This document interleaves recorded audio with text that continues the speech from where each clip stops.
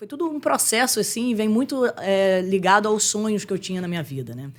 Eu cresci dentro da família Gracie, com um kimoninho, competindo desde pequena. E com 11 anos de idade eu já competia aqui nos campeonatos no Rio de Janeiro.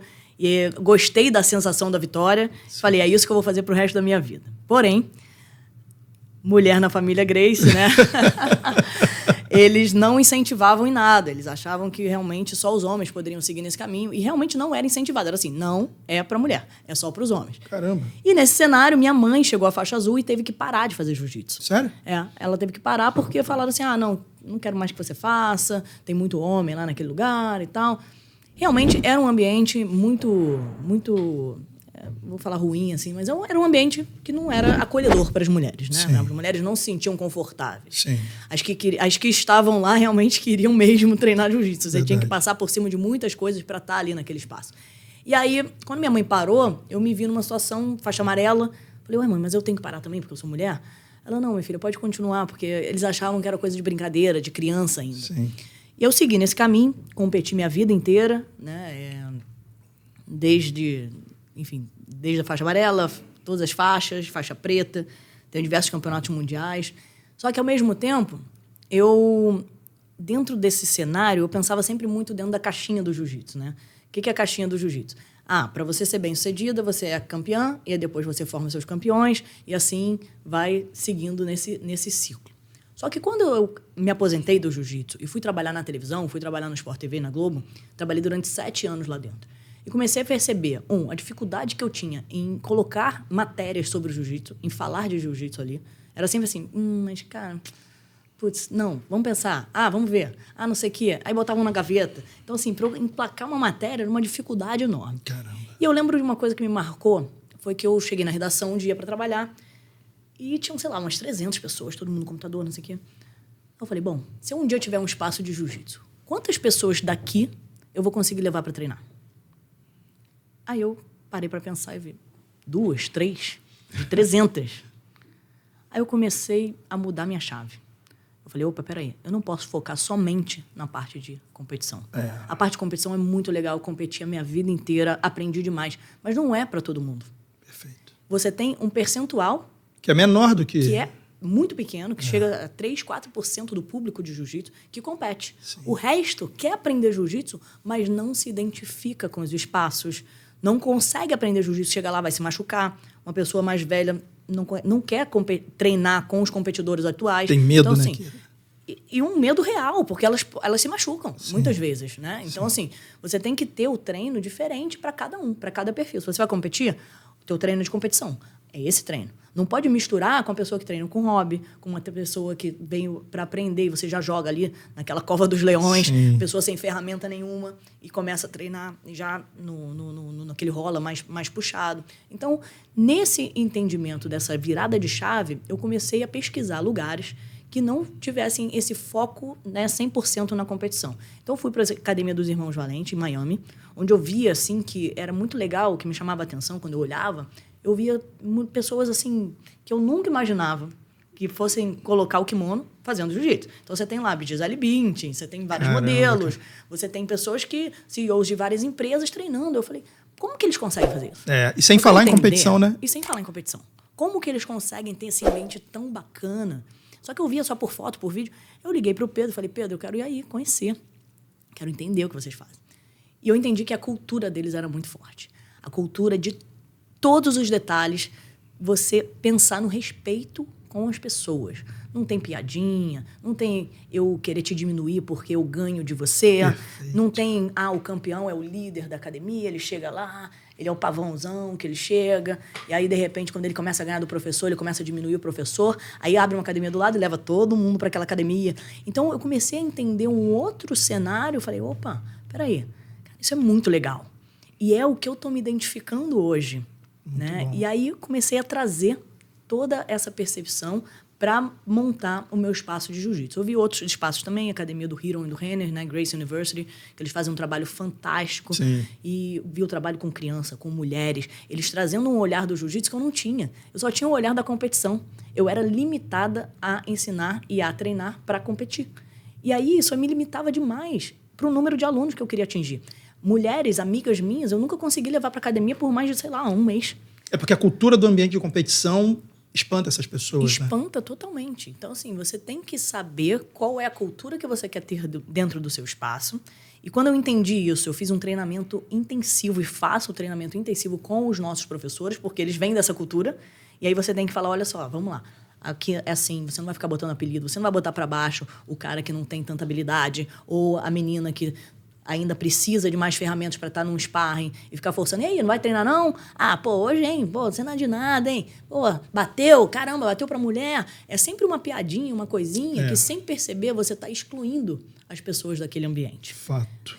Então, eu percebi isso, abri a Gracie Core, e aí, quando eu falava sobre esse modelo de negócio, né, as pessoas me questionavam, falavam assim, Kira, isso no Brasil nunca vai dar certo. E por quê? Qual era o motivo que eles falavam? Porque o jiu-jitsu no Brasil já está acostumado a esse tipo de ambiente. As pessoas que buscam o jiu-jitsu no Brasil estão acostumadas a isso, eles querem isso. Eu falei, não, você está enganado. As pessoas não buscam mais o jiu-jitsu porque não se identificam com esse ambiente e saem do jiu-jitsu e vão para outro lugar. Mas elas gostariam, sim, de praticar jiu-jitsu e esse público é gigantesco. Pessoas que querem praticar, mas não se sentem confortáveis nos ambientes que são oferecidos hoje no Brasil. Perfeito. E aí eu fiz um modelo de negócios e um ambiente, um lugar muito bacana para que as pessoas pudessem treinar jiu-jitsu, onde eu tenho, sim, o treino de competição separado do treino. Você escolhe qual o tipo de treino que você vai fazer e eu organizo através dessa percepção e sensibilidade como professora, quando as crianças têm o perfil da competição e quando elas não têm. E todas elas podem, sim, se beneficiar do jiu-jitsu. Eu não vou excluir uma criança que ela não é uma casca grossa, que ainda não consegue fazer uma competição. Tá tudo bem, ela vai se beneficiar, vai ser uma criança autoconfiante, ela vai falar se ela se sentir constrangida em alguma situação, ela vai saber, sim, se defender. E esse outro aqui, que tem a parte da competição, ele vai fazer um treino separado para ele. Assim, eu abro um leque de oportunidades e deu muito certo. Né? Hoje eu tenho números dentro da Gracie Core, que nós somos uma das maiores academias do mundo. Uau. Em 3 anos, com pandemia, eu acho que vale lembrar isso, né? Nós ficamos numa pandemia... De 2 anos. Foi horrível, assim, as pessoas não queriam contato. Eu fiquei com 8 meses a academia fechada. Caraca. E aí voltamos treinando com bonecos. Em 3 anos, nós conquistamos mais de 550 alunos. Então, assim, é um case de sucesso. Porra. E eu tenho certeza que é a cultura, esse entendimento do qual o perfil do seu aluno e entregar para o seu aluno o que ele precisa. Não só entregar um modelo, que é o modelo da competição. Sim. Então, isso fez, assim, toda a diferença. E não é fácil, tá? Por quê? Porque as pessoas, os professores, eles crescem dentro desse ambiente, que é um ambiente só de competição. É um ambiente onde você vai para a academia, o seu coração acelera, porque confere o tempo inteiro. Então, você vai para lá... É isso mesmo. Aí você fala, caramba... Então, assim, isso é bom, por um lado, numa fase da vida de certas pessoas. Então, você tem uma fase ali que você pode fazer isso. Chega depois de uma certa idade, depois, às vezes, a pessoa tem um trabalho que não dá para você fazer isso, entendeu? Então, assim, eu vou excluir essa pessoa do jiu-jitsu, então essa pessoa não pode praticar? Muito pelo contrário. Então, a gente tem que criar um ambiente onde você possa agregar com todas as pessoas e, principalmente, com respeito. Lá não vou chegar, não vou olhar para você, vou te dar um apelido já de cara que a pessoa chega aqui, e muitas vezes apelidos que, né, não são legais. O ambiente lá é um ambiente totalmente de respeito, onde o professor ele não pode ficar dando em cima de aluna. Né? A gente tem várias regras muito rigorosas para manter essa cultura, para que as pessoas se sintam bem. Inegociável, né? É inegociável. O professor meu que fizer qualquer coisa desse nível de assédio ou dar em cima de aluna, ele é demitido na hora. Muito pode bom. ser o melhor professor da minha academia. Não tem essa história. Então, hoje eu consigo ter bebês de 6 meses. 6 meses? Onde as mães levam a criança para a academia e se sentem super confortáveis de estar ali. Né? Ela não está ali, tipo, ai, meu Deus, pô, esses caras aqui treinando. Pô.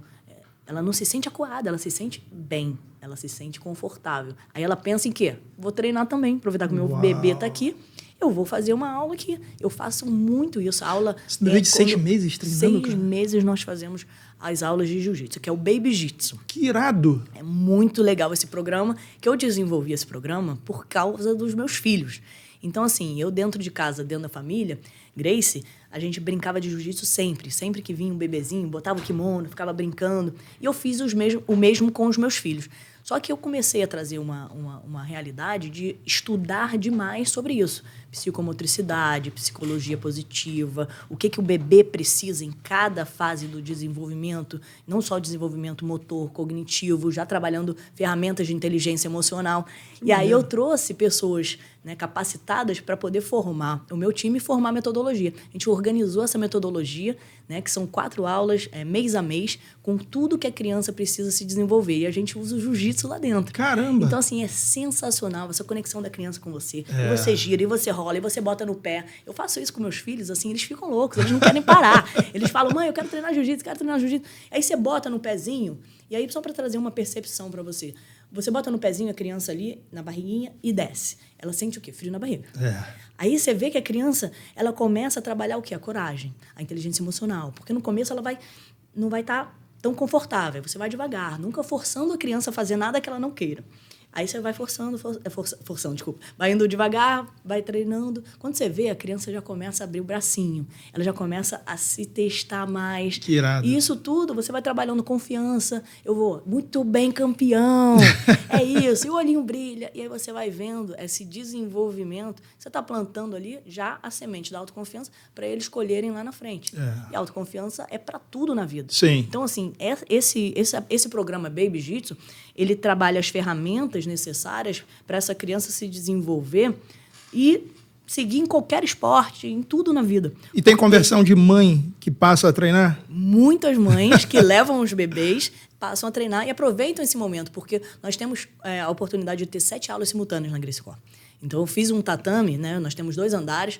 Cada tatame tem várias cortinas que a gente fecha em mini salas. Certo. Então, eu consigo dar o bebê aqui e a mãe está do lado treinando. Uau. Então, você aproveita o momento, né? E eu trouxe isso tudo da minha percepção como mãe, da dificuldade que é. A gente, às vezes, vai levar a filha na natação e fica 1 hora lá esperando. Aí mexe no celular, não faz nada. Você pode estar ali fazendo um exercício físico, cuidando da sua saúde, no mesmo espaço onde você está se sentindo bem. Olha que maravilha. Muito legal. É organizar o tempo, tudo isso. Então, a gente trouxe isso para a Gracie Corp e tem dado muito certo. Eu estou muito, muito, muito feliz, né, com a transformação, não só dos nossos alunos, mas de uma equipe muito sólida. Hoje eu tenho 25 professores, são 50 colaboradores no total, dentro da Gracie Corp. E todos os nossos professores estão com esse propósito. Então, a gente estuda jiu-jitsu, a gente sabe a história do jiu-jitsu, a história de todos os grandes mestres, qual o nosso propósito. E o professor ele tem que entender a responsabilidade de ser um professor. Sim. Né? O professor é exemplo, ele que incentiva, ele tem que entender que as suas ações elas se refletem em tudo que os seus alunos vão pensar de você e que eles vão agir. Se um professor vai dar aula para o aluno, ele fala, e aí, você não fez nada lá na rua, não? O cara, te encostou lá, falou não sei o quê, por que você não deu um soco? Aí o aluno vai refletir isso. Vai. Agora, se você passa uma conduta, peraí, postura, chega, entende a situação, o que está acontecendo, a gente quer evitar briga. Brigar é muito ruim, você sai, caramba. Sim.